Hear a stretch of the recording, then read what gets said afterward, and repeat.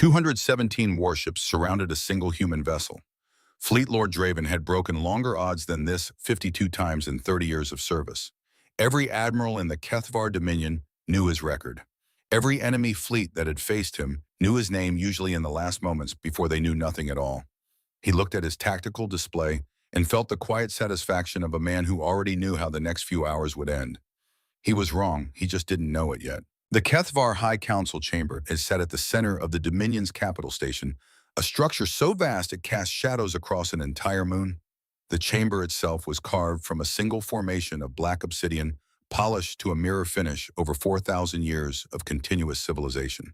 The ceiling rose 40 meters above the council floor, lined with the banners of every species the Dominion had absorbed, defeated, or persuaded into submission since the founding. There were 214 banners.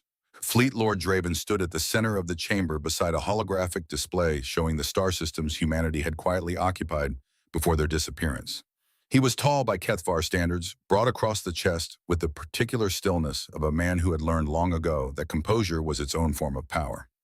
His rank insignia, 7 vertical lines of deep gold on each shoulder, represented 30 years of service without a single defeat. He intended to keep that record intact. "The Aurus system," he said, pulling up the holographic projection. The display shifted, rotating to show a cluster of 9 inhabited worlds and their surrounding resource fields. 17 trillion credits in heavy element deposits, strategic positioning along our eastern trade corridor, colonial infrastructure already in place built by humanity before their withdrawal. High Matriarch Solara watched him from her seat at the head of the council arc, her bioluminescent patterns cycling slowly through the deep blue that indicated careful attention. She had governed the Dominion's political apparatus for longer than Draven had been alive, and she had not survived that long by being careless. "And you believe," she said, "that there is no risk of resistance?" "There is no one left to resist," Draven replied. 40 years of complete silence. No diplomatic communications. No trade inquiries. No distress signals from their colonies. No military patrols along their border. The Aurus system is for all practical purposes already abandoned. We are simply formalizing what reality has already decided. The council member to Silara's left, a younger administrator named Varric, who had never commanded anything more dangerous than a budget committee, leaned forward.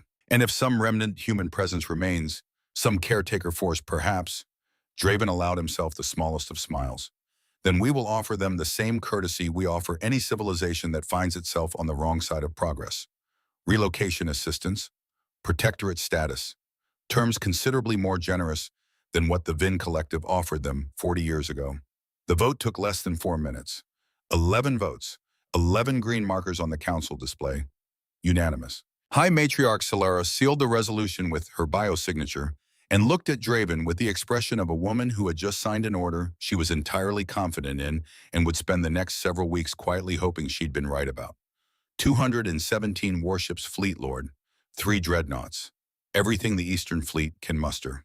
"More than sufficient," Draven said. He was already walking toward the door when his intelligence officer, a thorough young analyst named Curator Pell, fell into step beside him with the data tablet and a look of mild professional anxiety. "Fleet Lord, one additional item before deployment." Draven didn't slow down. "Summarize. A sensor irregularity, flagged by our border monitoring array 14 months ago and reviewed twice since. A signal originating from within the Aurus system perimeter, specifically from the region of open space between the 3rd and 4th planets. Repeating on a precise 6-hour cycle, 1,240 consecutive days of identical signal pattern. Our analysts have been unable to determine the origin or purpose." Draven stopped walking. He turned to look at the data tablet. The signal graph was perfectly regular. Not the chaotic noise of equipment failure. Not the degrading pattern of a dying probe or a drifting beacon. Perfectly regular. Mechanically, deliberately, impossibly regular. He looked at it for 4 seconds. "Sensor malfunction," he said. "Log it and archive it. We have a fleet to move." He walked away. Behind him, the signal continued its patient rhythm. 6 hours, 6 hours, 6 hours. It had been doing this for 1,240 days. It would continue for exactly as long as it needed to. No one in the Kethvar Dominion thought to ask who was listening for the answer.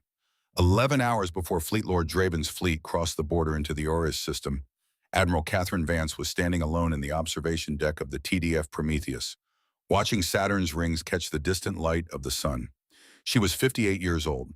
Her hair had gone fully silver in her mid-40s, not gradually but almost overnight the way certain kinds of exhaustion announce themselves. She was not a large woman, but she carried herself with the economy of motion that belongs to people who have spent decades making decisions that other people had to live or die by, and who understood that every unnecessary movement was a kind of noise.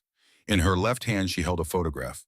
It was old enough to have been printed on actual paper, a thing almost no one did anymore. The image showed a woman in full diplomatic dress standing outside a set of doors that belonged to a government building whose architecture existed nowhere on Earth. The woman was perhaps 40 years old. She was smiling at the camera with the specific smile of someone performing confidence for an audience that included herself. On the back of the photograph, in handwriting that had faded to the color of old rust, were 11 words.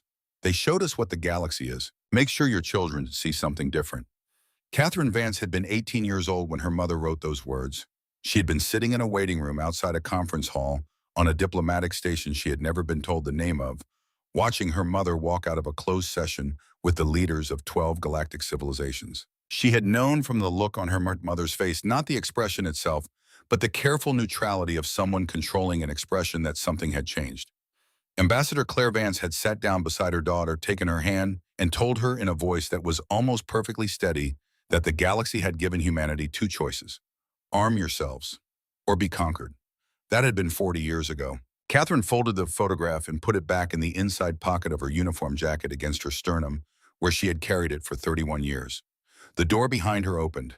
Commander Aldrich Osei stepped onto the observation deck with the measured tread of a man who had learned to enter rooms at the exact velocity that communicated urgency without panic.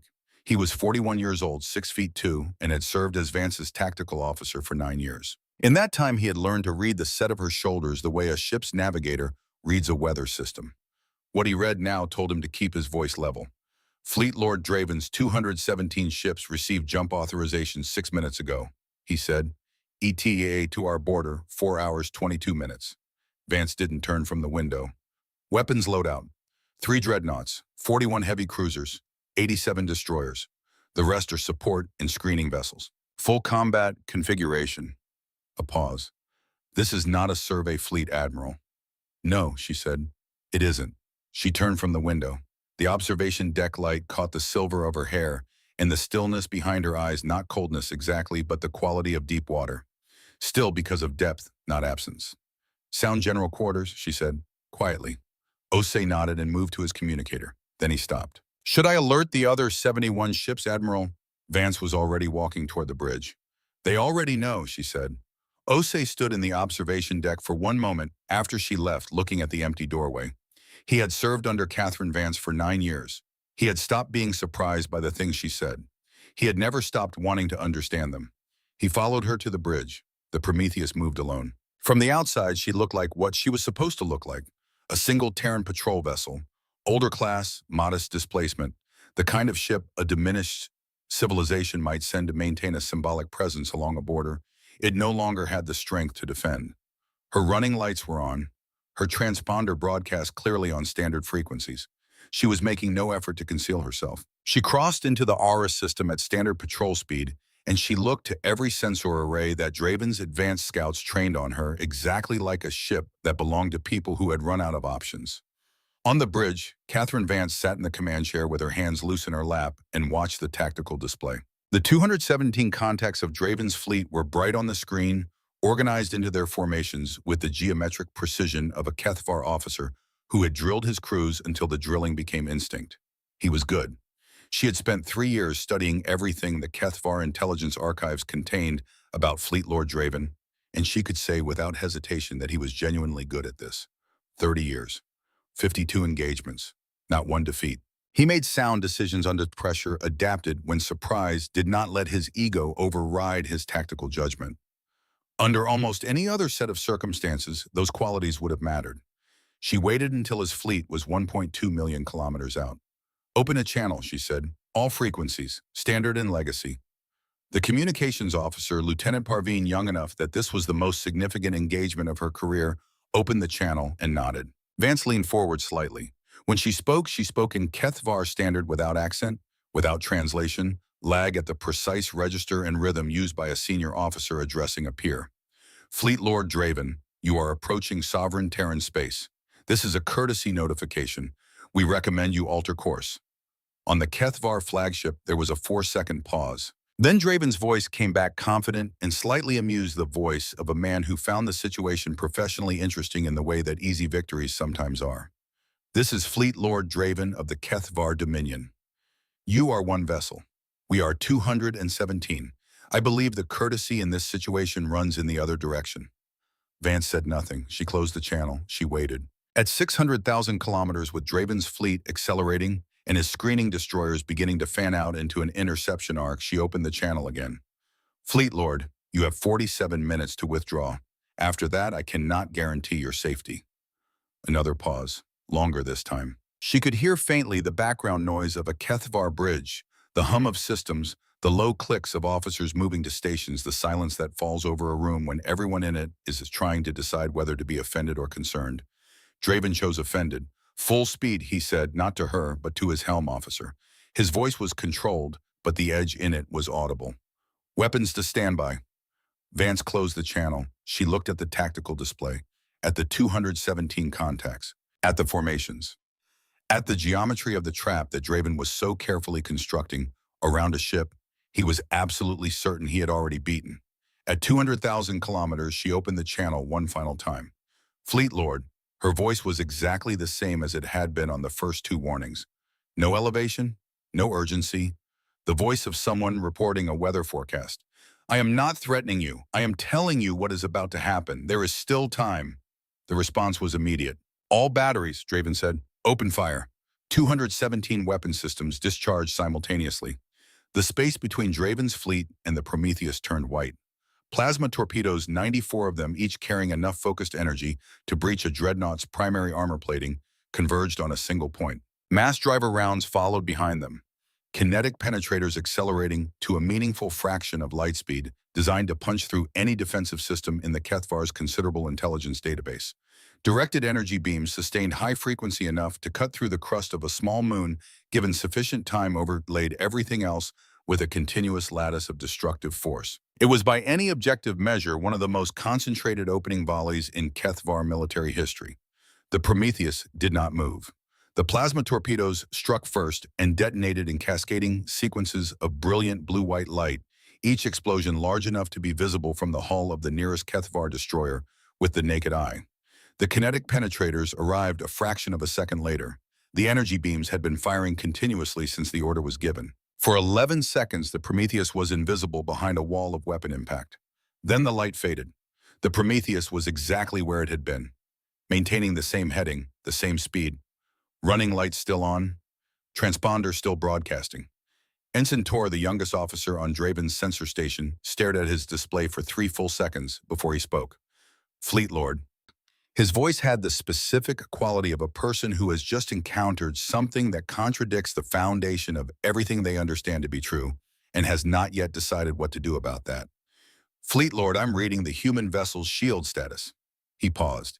His hands moved across the display, running verification checks with the automatic habit of someone who already knows the answer and is simply giving himself time to accept it. The readings they are higher than before we fired, sir. No one on the bridge spoke. Run diagnostics, Draven said. I have run 5, sir. Run them again. The instruments are functioning within normal parameters. The readings have been verified on 4 separate sensor arrays. Tor turned from his station to look at his commander, and Draven saw something in the young officer's face that he had not seen on a Kethvar bridge in 30 years of command. Sir, I believe they absorbed the volley, the entire volley, and I believe their shield energy increased as a result. The silence that followed was not the professional quiet of officers at their stations. It was the silence of people standing at the edge of something they could not see the bottom of. Draven stared at the tactical display. At the single contact in the center of the screen, placid and unmoved, still approaching and at the same steady speed, still broadcasting its transponder signal, like a ship that had nothing in the world to hide. He reached for the weapons control panel. Full barrage, he said. Everything. Maximum yield. And somewhere in the deep geometry of space between the 3rd and 4th planets of the Aureus system, 71 contacts that no sensor in the Kethvar fleet had detected, because they had been there before the fleet arrived, settled into positions so carefully chosen that they existed in the exact blind spots of every screening formation, Draven's doctrine dictated those 71 contacts registered the order and waited. They had been waiting for 1,240 days. They were very good at it. The second barrage was larger than the first. Draven committed everything. Antimatter warheads, quantum disruptors, the electromagnetic burst emitters that his dreadnoughts carried for situations where conventional weapons had proven insufficient.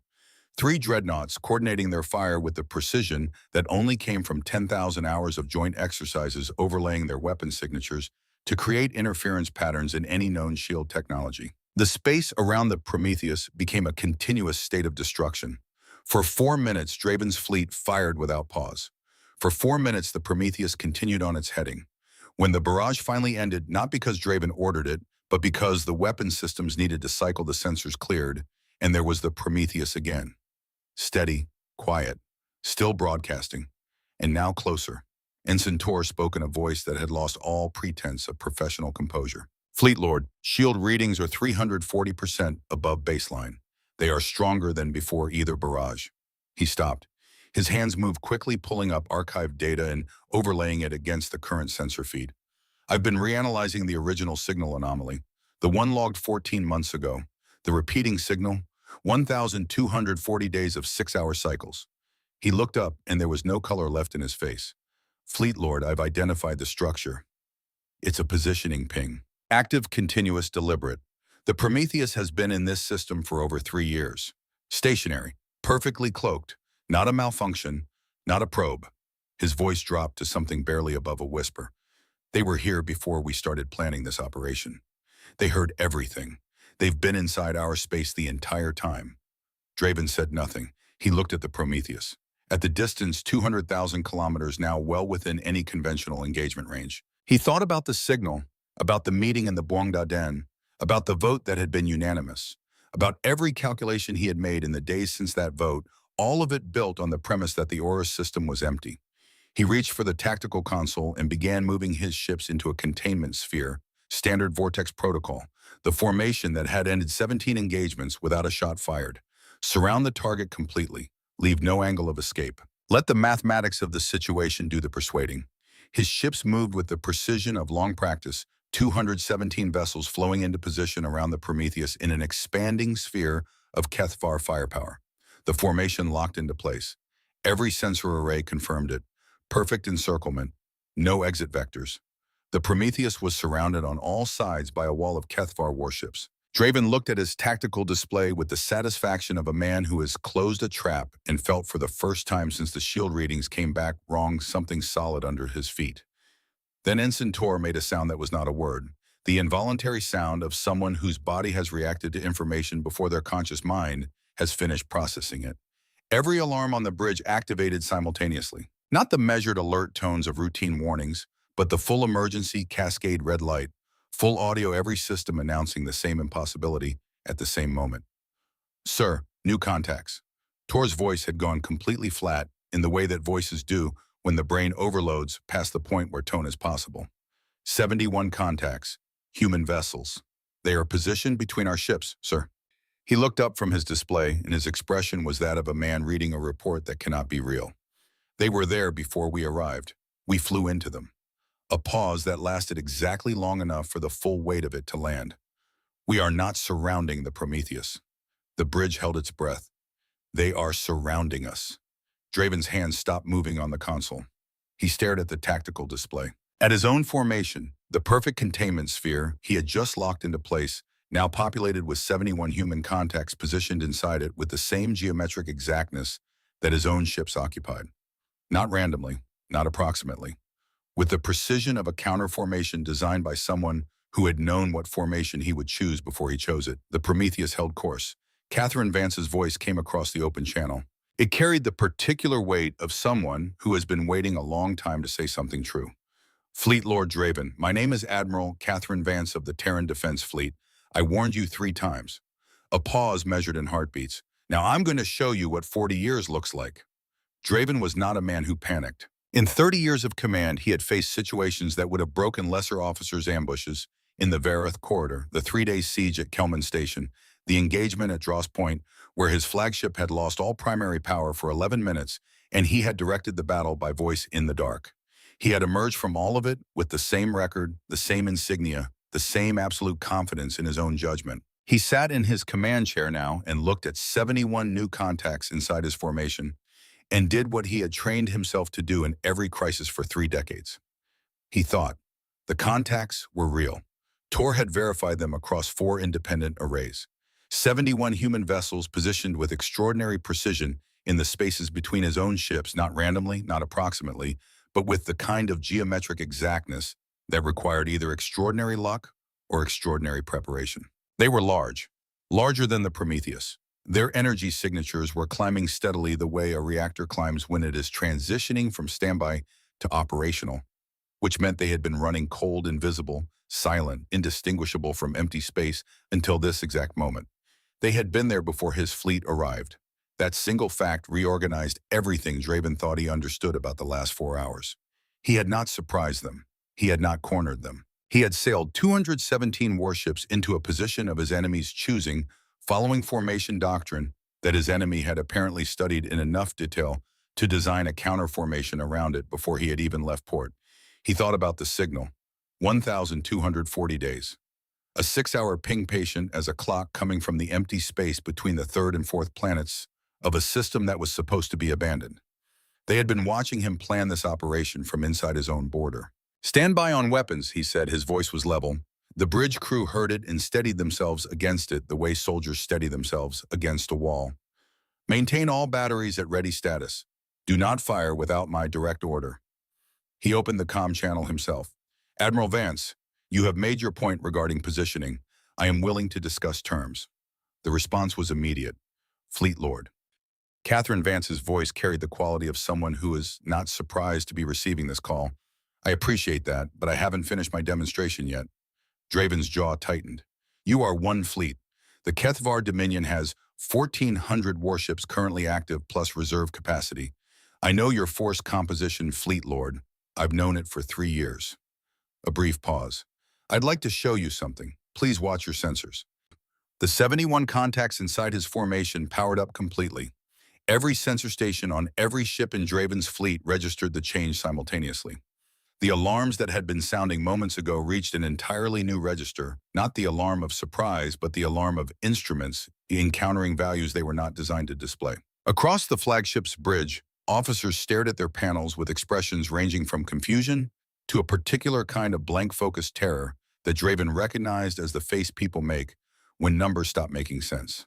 Commander Osei's voice came over the channel, calm and precise, reading figures with the flat delivery of a man reciting data he has rehearsed for exactly this moment. "Combined energy output of Terran Defense Fleet vessels currently present 2.3 exawatts. For reference, your entire 217-ship fleet generates approximately 0.4 exawatts at maximum capacity." Every officer on the bridge turned from their station at the same moment. Draven stood up. Not a tactical decision, not a calculated gesture. His body responded to the information before his mind authorized the response the way a body responds to a physical threat, by stepping backward, automatic below the threshold of command. He stood in the center of his bridge, looking at a tactical display that showed his fleet outnumbered in energy output by a ratio of nearly 6-to-1, surrounded by ships that had been invisible until their enemy chose to reveal them. And he understood with the cold clarity of a man who has made a career of reading situations accurately that he had made an error. Not a small error, not a correctable error, the kind of error that rewrites everything that comes after it. High Matriarch Solaro's voice came through the quantum link from the council chamber, tight with an urgency she was barely controlling. "Fleet Lord, report." "Stand by," Draven said. He sat back down, slowly, deliberately, because the one thing he could still control in this moment was how his crew saw him respond to it, and that still mattered even now, especially now. "Admiral Vance," he said, "you mentioned a demonstration." "I did," she said. "We'll take it slowly. I want you to understand each part." She explained the shields first. "Multi-layer quantum field matrices," she said, speaking with the patience of someone who genuinely wants her audience to follow the reasoning. 7 simultaneous frequency bands, each operating independently, each cycling at a rate that his targeting systems could not track. To defeat the shield, a weapon would need to simultaneously overcome all 7 layers in perfect coordination. His targeting computers would require approximately 340 years to calculate the necessary combination through brute iteration. And by the time they reached year 2 of that calculation, The Prometheus would have already cycled all 7 frequencies to a new configuration. No single power source could sustain that, Draven said. It was not an argument. It was the last available handhold of a man checking whether the cliff face was actually vertical. We don't use a single source, Vance said. Each layer draws from an independent generation system. Destroying one doesn't reduce the others. They're designed to become more efficient as individual components are damaged. A brief pause. You didn't weaken our shields when you fired Fleet Lord. You fed them. Curator Pell, who had joined the bridge from the intelligence section when the alarms began, was working his data tablet with the focused intensity of a man trying to find a number that makes the other numbers wrong. He looked up and caught Draven's eye, and the look on his face was the answer to the question Draven had not yet asked aloud. There was no such number. Then the formation changed. The 71 human vessels inside Draven's fleet moved simultaneously, repositioning with a coordination that his tactical eye registered immediately as wrong. Not wrong in execution, the execution was flawless. Wrong in nature, the maneuvers were too precise. Ships adjusting to each other's movements with zero communication lag. No overshoot, no correction, as if 71 separate vessels were operating as a single organism, each component aware of every other component's position and intention without needing to be told. Draven had seen synchronized combat formations before. He had drilled his own crews to the edge of Kethvar reflex capability. He knew what the fastest possible coordination looked like. This was faster. Categorically and possibly faster. Solara's voice arriving through the quantum link. Their ships are not responding to commands with a delay. The response time is effectively 0. Fleet Lord, what is coordinating them?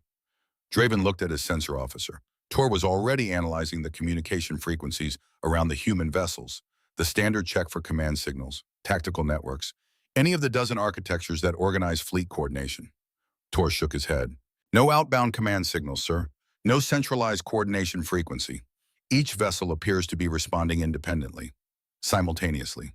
He stopped, restarted, as if they're thinking.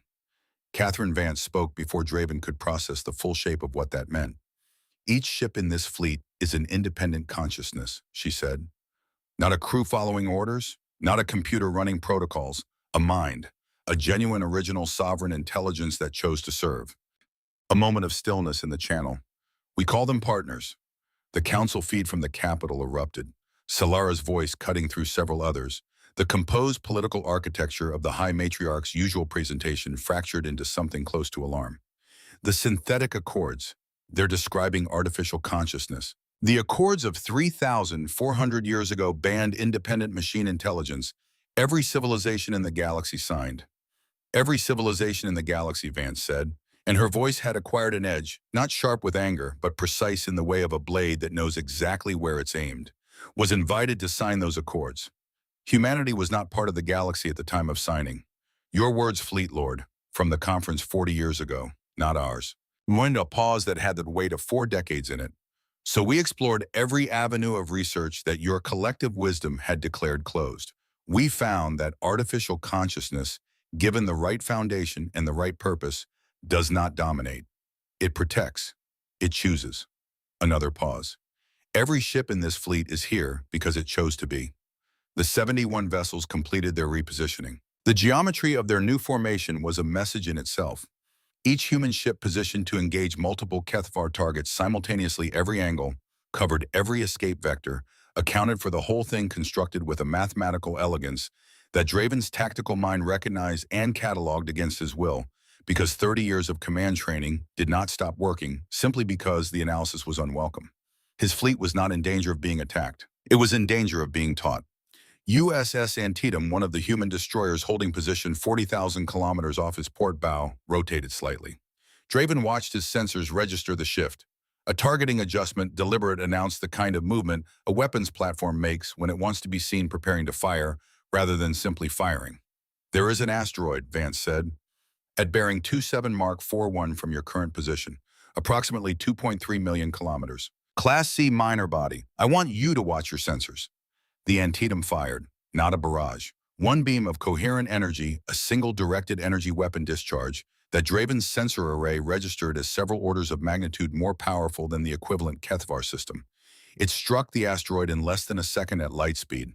The asteroid ceased to exist, not fractured, not vaporized in the conventional sense of a plasma explosion leaving debris and radiation. Gone. A sensor return went from a solid contact to nothing, not the gradual fade of disintegrating material, but an immediate termination as if whatever had been there had simply stopped participating in the universe. The space where the asteroid had been was clean. Matter-to-energy conversion at the quantum bond level, Vance said. Perfect efficiency, no waste products, no radiation bleed, no debris. The system scales from a precision excision, the size of a single room, to a target the size of a continent. We've been careful to demonstrate a middle range. A brief pause. The Galactic Convention on Humane Warfare lists matter disintegration weapons as prohibited. We're aware of that convention.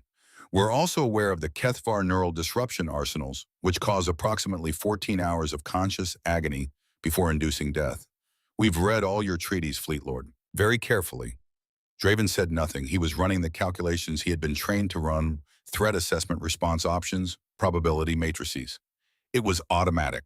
He could not stop doing it any more than he could stop breathing. Every calculation returned the same result. He adjusted variables and ran it again. The result did not change. Fleet Lord, Tor's voice was stripped of everything except raw information. The Antietam is targeting the Iron Dominion. The Iron Dominion was Draven's command carrier for the Eastern Dreadnought Group. 3,000 meters of Kethvar engineering representing 40 years of design iteration, 7 layers of overlapping gravitational field generators, armor plating tested against every known weapon system in existence. The pride of the Eastern Fleet, 847 crew. Draven's hand moved toward the weapon release. Don't, Vance said. He stopped. I need you to watch this, she said. I need you to understand what you're watching. If you fire first, everything that follows will be harder to explain. 4 seconds of silence. Draven moved his hand away from the panel. The Antietam fired. One kinetic penetrator, a single round, roughly the mass of a Kethvar fighter craft, accelerated to a velocity that Draven's sensor officer reported in a voice that had gone mechanical with the effort of staying professional. The projectile crossed 50,000 kilometers in 1.1 seconds. It struck the Iron Dominion's primary gravitational shield array and went through it as if the field generators were producing decorative light rather than defensive force. It went through the second layer. The third, the fourth through seventh in succession, each one designed to stop something that the previous layers had failed to stop, all 7 failing in less time than it took Draven to draw a breath. The Iron Dominion split along its secondary structural frame. The ship came apart in 2 pieces, reactor plasma venting from the breach point in a brilliant pulse of blue-white light that strobed across the sensor feeds of every ship in both fleets. The 2 halves tumbled away from each other with the slow, terrible grace of massive things losing their structural argument against momentum. Emergency beacons activated immediately, filling the comm channels with their distress cadence. Draven was on his feet. He did not sit back down. Casualty report. Tor read the data twice before he reported it. Sir, estimated casualties 19 dead, 214 wounded, majority non-critical. He stopped, drew a breath. Out of 847 crew. Draven looked at the damage display, at the path the penetrator had taken through 7 layers of the most advanced defensive system his civilization had ever produced. The path was not straight. He pulled the trajectory analysis. He looked at it. He looked at the deck layout of the Iron Dominion, the crew compartment locations, the emergency shelter positions, the structural map of 3,000 meters of warship that his engineers had refined over 4 generations of design iteration. The penetrator had moved through all of it at relativistic velocity, punching through 7 shield layers in the full thickness of the hull, and it had followed a path that no ballistic object could follow by accident. The firing solution had been calculated to thread through every structural section while specifically avoiding every compartment with crew presence. At relativistic velocity, through 7 shield layers whose frequencies his own engineers considered unpredictable, in a calculation that had to have been completed before the trigger was pulled. How long, Draven said very quietly, have you had the structural blueprints of my ships? Catherine Vance answered without hesitation. Year 4 of our isolation, 36 years ago. A pause. We've had a long time to study them, Fleet Lord. Draven looked at the damage pattern one more time. 19 dead. The most powerful warship in his Eastern Fleet split open like a training target by a single round, and 828 people were alive because someone on the other side of this engagement had calculated exactly how to do it that way. Someone had spent 36 years learning how to destroy his ships while keeping the people inside them alive. He did not know what to do with that information. He had no category for it. It fit none of the frameworks he had built over 30 years of understanding how enemies thought. He looked at the Iron Dominion's two halves tumbling slowly against the starfield, emergency beacons pulsing a human medical vessel, already moving toward them faster than his own rescue craft had launched. "Cease fire," he said, his voice carried. The flagship bridge responded immediately, weapons powering down in a sequence of confirmations from station to station. The order went out to the fleet on the tactical network. 217 ships went quiet. The space around them settled into the silence that follows the end of shooting. Not peace exactly. The absence of active destruction, which is a different thing, but sometimes has to serve. Draven sat back down. He thought about what he was going to say and how he was going to say it, and what it was going to mean for every conversation that was going to ripple outward from this moment in ways that 30 years of planning had never prepared him to navigate. Then he pressed the channel open. "Admiral Vance, Fleet Lord, you could have fired first. At any point in this engagement, you could have opened with full force before we had any idea what we were facing." He looked at the Iron Dominion's wreckage, at the 19 names that would be in the casualty report. "Why didn't you?" The answer, when it came, was quieter than anything else she had said since the engagement began. "Because my mother told me what the galaxy showed her 40 years ago," Vance said. "And I spent my entire life making sure we became something different from what we'd been shown." A pause. "Fleet Lord, what I'm about to tell you is not a threat. I want to be clear about that before I say it. It is a description of the current situation offered so that all parties can make informed decisions." Draven straightened in his chair. "We have 362 strategic positions currently maintained across this region of the galaxy," Vance said. "Trade corridors, communication relays, transit choke points. Every position is occupied by at least 2 Terran Defense Fleet vessels and has been for between 14 months and 3 years. In a coordinated action requiring approximately 6 hours, we could isolate any single civilization in this region from every communication and supply network it depends on." The channel was completely silent. "We have no plans to do that. I am telling you this so that we can move past the part of this conversation where military options are being seriously considered and get to the part where we discuss what comes next." What comes next? Draven thought about those 3 words and everything they contained. He thought about the galactic concordance that humanity had been locked out of. About the conference 40 years ago where 12 civilizations had shown a human ambassador recordings of species that had trusted diplomacy and been erased for it. About the message that had been delivered with complete confidence in its own logic. Arm yourselves or be conquered. He thought about what a species might become if it took that message seriously. If it took it home and sat with it for 40 years and did nothing else but work. "My crew," he said, "the Iron Dominion survivors, the wounded. The USHS Nightingale is already alongside," Vance said. "Your medical teams are welcome to assist. Ours have been working for 4 minutes." He checked his sensors. The human medical vessel was already at the wreckage, its docking arms extended, crew moving through the breach points with equipment his medical officer viewing the sensor feed had gone completely still trying to identify. "What are they using?" his medical officer said from somewhere behind him. Not to Draven, to herself. The voice of a professional encountering something that renders her professional framework temporarily inadequate. "That regenerative technology tissue synthesis at that rate, we can't grow neural." "We can," Vance said because the channel was still open. "It took 11 years to develop reliable field applications. We're happy to share the fundamentals." Draven looked at his hands. "Admiral Vance," he said, "I believe we need to talk." "Yes," she said, "we do."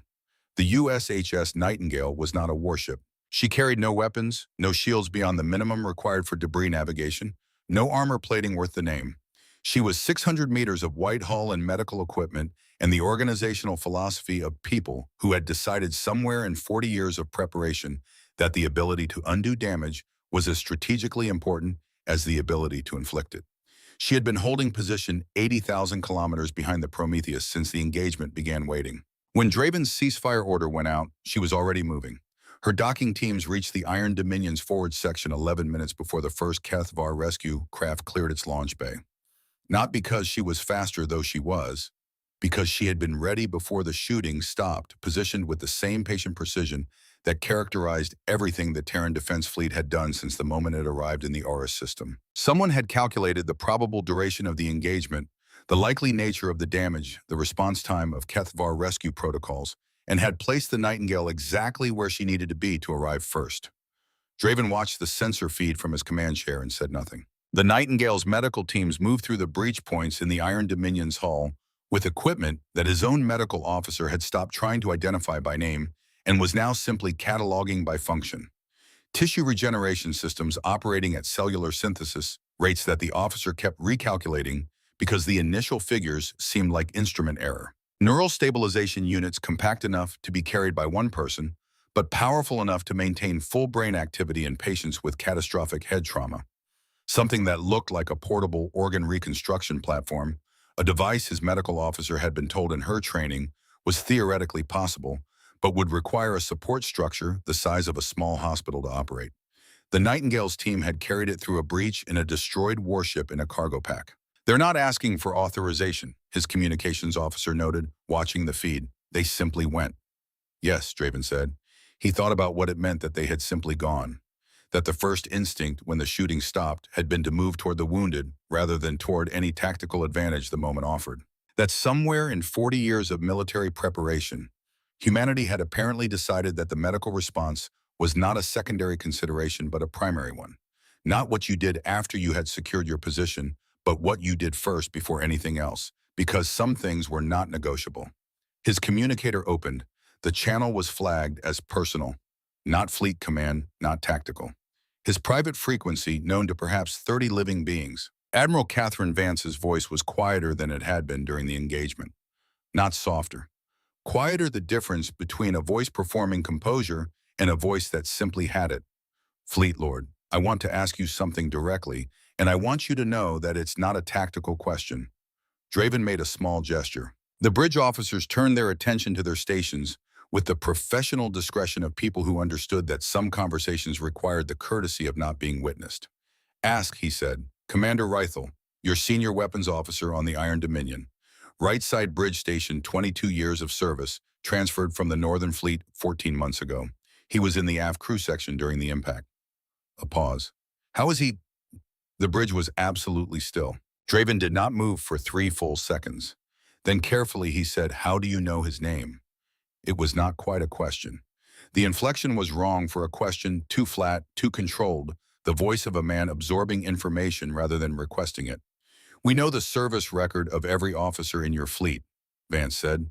We know their assignment histories, their transfer dates, their commendations. We know their families. Commander Rythel has a daughter at the Kethvar Naval Academy in her 2nd year. Her name is Soval. She has her father's aptitude scores in navigation and her mother's in tactical analysis. Another pause. We've been watching for 1,240 days, Fleet Lord. Not to build a target list, to know who you are. Draven looked at his hands. He thought about the trajectory of the projectile through the Iron Dominion, about 36 years of blueprint study, about a military that had spent 4 decades learning the names of its potential enemies' children and had used that knowledge not to threaten them but to miss them on purpose. He's alive, Draven said. Critical but stable. Your medical team reached him 4 minutes before ours would have. Good, Vance said. There was something in the word that was not professional. Something that sounded like it meant what it said. I'm glad. The channel closed. Draven sat with the silence for a long moment. Then he opened the fleet-wide command frequency and gave the order that would be quoted in every intelligence briefing, every diplomatic analysis, every military history of the next 100 years. All ships, this is Fleet Lord Draven. Stand down to condition yellow. Weapons cold. We are in a non-hostile posture until further notice. He paused. That is not a temporary designation. The acknowledgements came back one by one from 216 ships. Outside the viewports, the Nightingale continued her work. The news moved faster than his fleet could travel. Quantum communication networks carried the sensor logs from the engagement before Draven had finished composing his preliminary report to Solera. By the time the High Matriarch had read his first transmission, the raw data had already reached the intelligence services of 6 major galactic powers. By the time she had responded, 14 governments had convened emergency sessions. By the time Draven's fleet began its return to Kethvar space, moving carefully in the particular way of ships whose captains are not certain how to interpret the orders they've received, the Galactic Concordance had issued its first emergency convening notice in 60 years. Anchor Point Station existed for exactly this kind of moment. It had been constructed 200 years ago In the empty space equidistant from the 14 major civilizations of the known galaxy, a neutral ground so deliberately positioned that any ship approaching it had to make an equal effort regardless of where it started. The station was not large. It was not impressive. It had a single amphitheater, a ring of secure communication suites, and the institutional quality of a place that had witnessed enough history to have stopped being surprised by it. The Galactic Concordance convened 4 days after the Horus engagement. Representatives from 47 species filled the amphitheater, some physically present, some via quantum hologram, a few existing as pure data architectures in the station's communication framework. The Kethvar delegation sat in the right quadrant of the Arc Solara, in the primary seat her bioluminescent pattern cycling through the deep amber of controlled unease. Draven sat beside her as military attaché, which was a diplomatic description of a man who had been the only senior Kethvar officer within range when things had changed, and who therefore had to explain it to everyone else. He was comfortable with that. He had spent 4 days becoming comfortable with that. The human delegation entered from the port corridor at exactly the session start time. No early arrival to establish presence, no late entrance for effect. Exactly on time, which managed to communicate both punctuality and complete indifference to the theater of punctuality. Admiral Catherine Vance walked to the center position at the primary table. She wore her standard duty uniform, no ceremonial dress, no rank display beyond the standard insignia, no medals which Draven had been told she had more than 20 of and had simply chosen not to wear.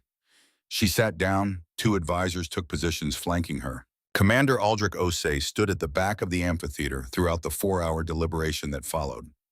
Not seated with any delegation not assigned to any station, simply present the way he had been present on the observation deck 11 hours before the engagement began, watching the shape of things before they became official. He had the expression of a man who had spent 9 years learning to read the set of an admiral's shoulders and who had known the outcome of this particular session since the moment she had said "sound general quarters" quietly. Outside the station's observation ring, 6 Terran Defense Fleet vessels held position at a distance that was close enough to be unmistakable and far enough to be non-threatening. They were not the largest human ships anyone had seen in the past 4 days. They were simply the ones that were here, and their presence said everything that needed saying about the new architecture of the conversation.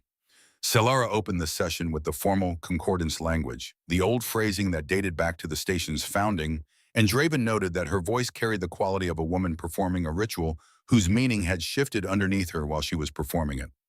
Several delegates made opening statements. The speeches had the quality Draven recognized from 30 years of pre-engagement briefings, necessary things said before the conversation that actually mattered could begin.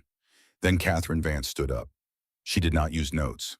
40 years ago, she said, in a room not unlike this one, a council of 12 civilizations showed my mother recordings of species that had trusted diplomacy and refused to militarize. Species that believed the galaxy was a place where cooperation was possible. Species that are not here today because they were wrong about the specific civilization they were trying to cooperate with. The amphitheater was completely silent.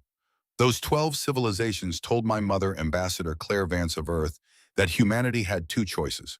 Arm yourselves, or be conquered. She looked at the Kethvar section, at Solara, at Draven, not with accusation, with the directness of someone establishing a shared record. My mother flew home to Colorado and sat on the edge of my bed. I was 18 years old. She told me what they had said. Then she handed me a photograph of herself standing outside the door of this kind of room, and on the back of it she had written 11 words. She paused. The pause was not for effect. It was the pause of someone who has carried something for a long time and is setting it down carefully. They showed us what the galaxy is. Make sure your children see something different. She looked around the amphitheater for the first time, a slow, deliberate survey that took in every delegation without settling on any one of them. I am 58 years old. I have spent 40 years trying to earn the right to be in this room. Not the military right, we established that 4 days ago. The other kind. The kind that comes from being certain you are not going to become what frightened you.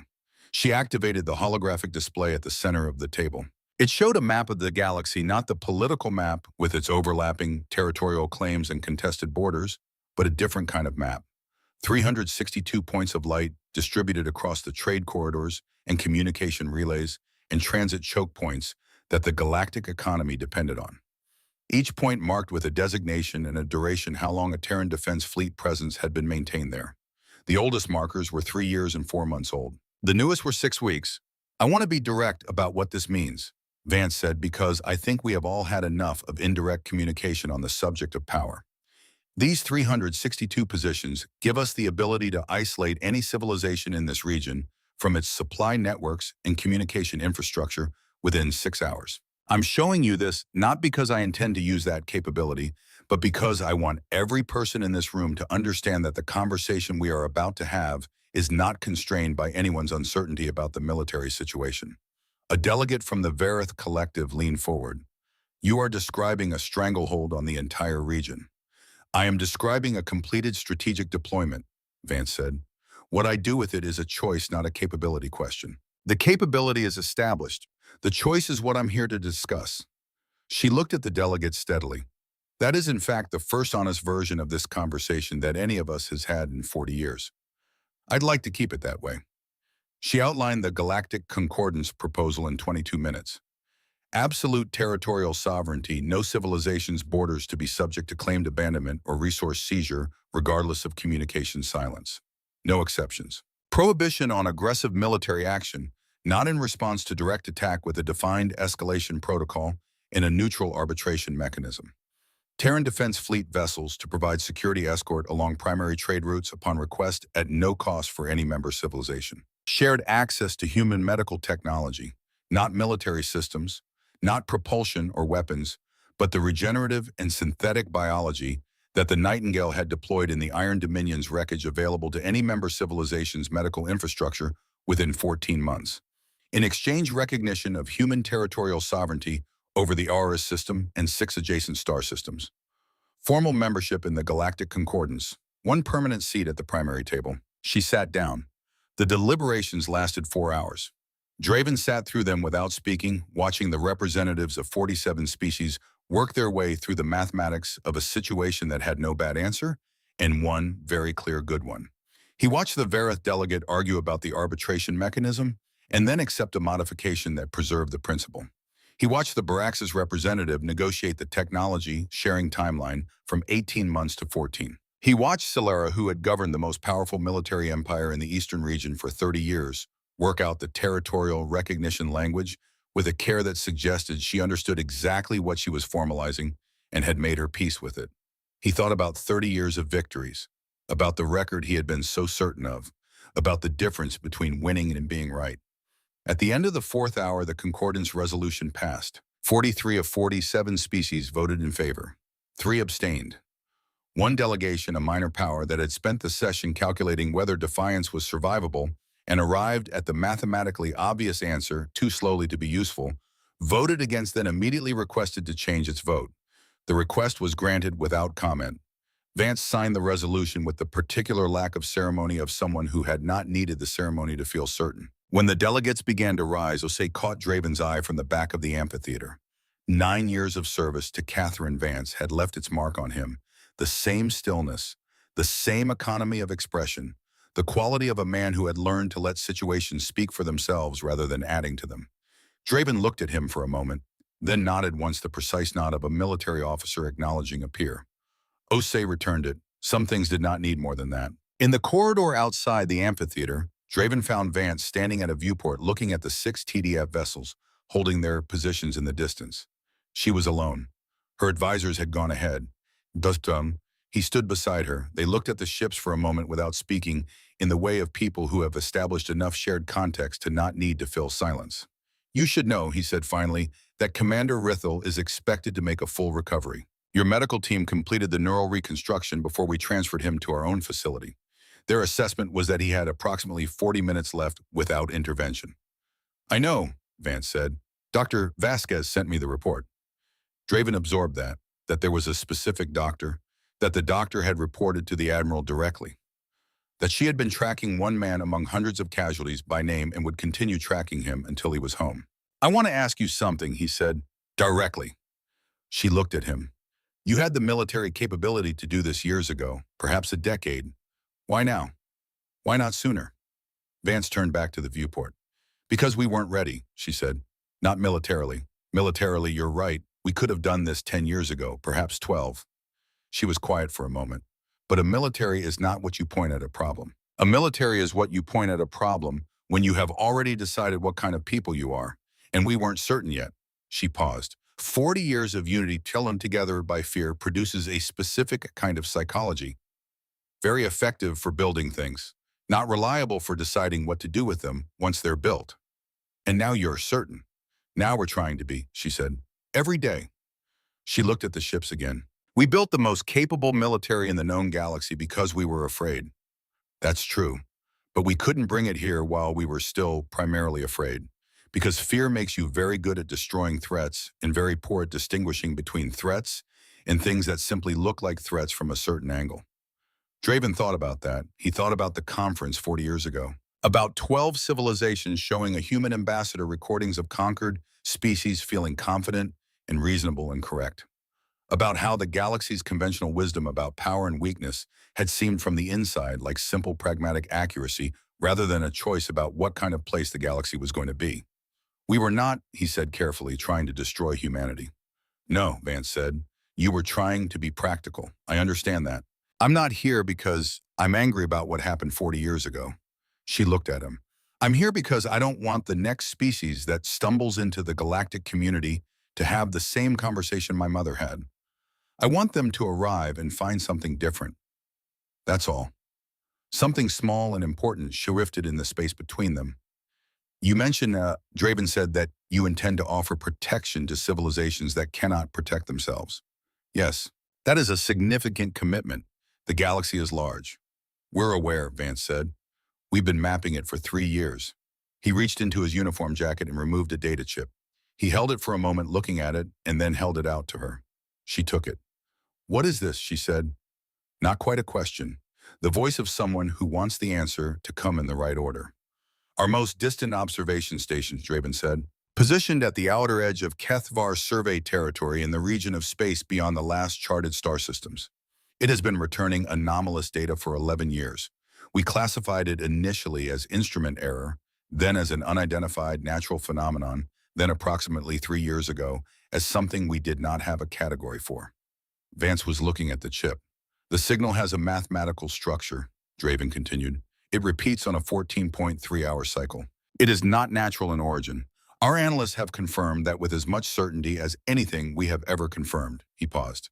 It is not coming from inside the known galaxy. The corridor was completely still. Did you know about this? Draven said, before you came back. Vance looked at the chip for a long moment. Then she looked at him. Her expression had not changed in the way that expressions change when someone is surprised. It had changed in this way that expressions change when a conversation has arrived at the point it was always moving toward.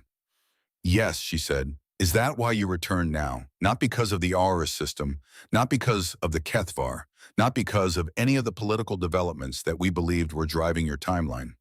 Vance looked out the viewport at the 6 human ships holding their positions in the deep dark, at the clean mathematical precision of their formation, at the distances between them which were not random, which had never been random.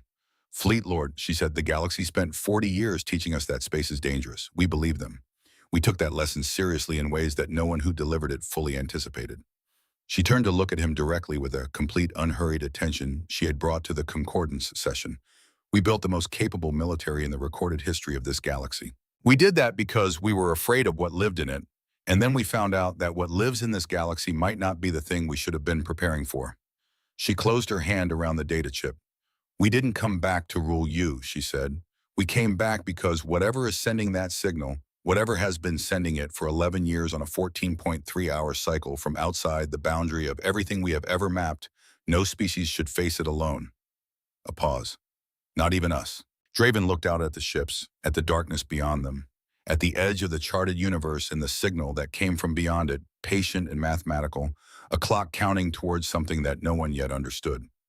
He thought about what it meant that the most powerful military force in known galactic history had arrived at the border of the Kethvar Dominion not to conquer it, but to stand beside it while looking outward. I want to accept your offer, he said. The advisory position on your Security Council. I want to be useful in whatever comes next. Vance looked at him. I was hoping you'd say that, she said. You're one of the few people in this galaxy who has actually seen what we can do. And you chose to stop fighting when fighting was no longer the right answer. That kind of judgment is not as common as it should be.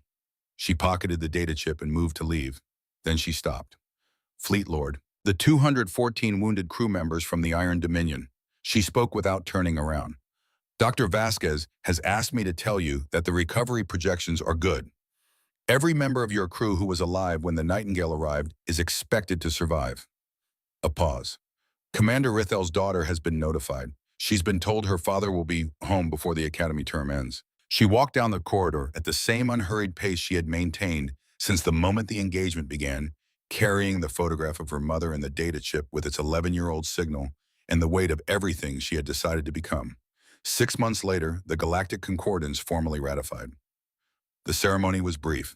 47 signatures on a document that would be cited in every diplomatic briefing for the next several generations as the moment the galaxy's architecture changed.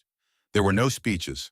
There was a meal afterward in Anchor Point Station's common facility where representatives of 47 species sat in a room together and spoke in the ordinary way of people who are no longer primarily afraid of each other, which is one of the better things a room can contain. Draven spent the weeks after the ratification working through the first Joint Security Council data package, the signal analysis, the frequency patterns, 11 years of recordings from the Kethvar outer boundary stations, and 3 years of additional data that the TDF had collected from their own observation posts, which were more numerous and more sophisticated than anything the Kethvar had deployed.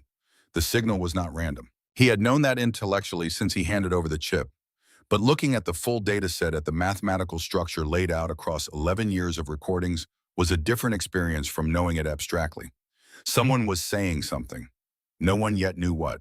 He filed his preliminary assessment and sent it to Vance's office. Then he sat for a long time looking at the data on his screen, thinking about the specific quality of patience that it took to watch a signal for 11 years without acting on it, building capability instead, waiting until you were certain of who you were before you allowed yourself to find out what was coming.